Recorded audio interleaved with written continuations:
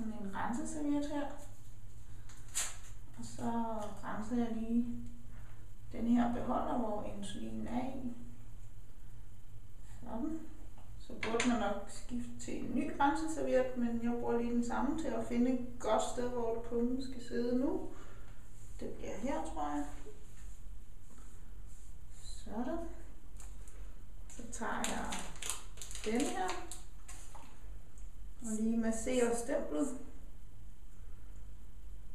Sådan. Putter den ned på den her.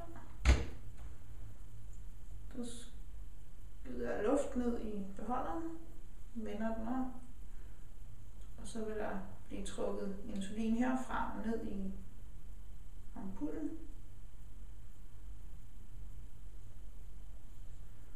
Så er det vigtigt at sørge for, at der ikke er luftbobler i. Så vender jeg om for at se, om der lige skulle være lidt tilbage. Det tror jeg ikke der. Så kan vi tage denne her af. Denne her ud af. Så er der denne her tilbage. Så kobler jeg den lille insulinampul her til en slange. Så tager jeg selve pumpen af og frakobler mig fra den gamle. Så trykker jeg i indstillingerne her til den her ud, så tilbagestiller den stemplet.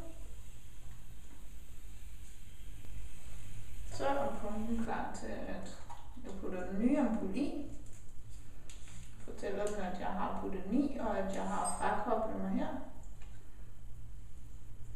Så holder jeg slangen højere end pumpen, fordi så hvis der er noget luft i den lille ampul dernede, selvom vi har prøvet at få det ud, så vil det komme højt. Så bruger jeg sådan en her, som jeg putter selve nålehovedet ned i. Det er den, der skal skyde nålen ind i maven. Jeg har lavet den, placerer den her, hvor jeg har renset. Sådan der. Og så trykker jeg her i siderne. Og så bliver nålen skudt ind. Så kan jeg fjerne denne her. Og så tager jeg selve nålen ud, så der kun sidder en plastikslange tilbage. Og så trykker jeg her for, at det lille stykke slange, der er tilbage inde i maven, det bliver fyldt. Og så er jeg sådan set klar til at sætte den på her. Tag den af her fra den anden. Sådan. Og så kan vi køre 3 dage igen.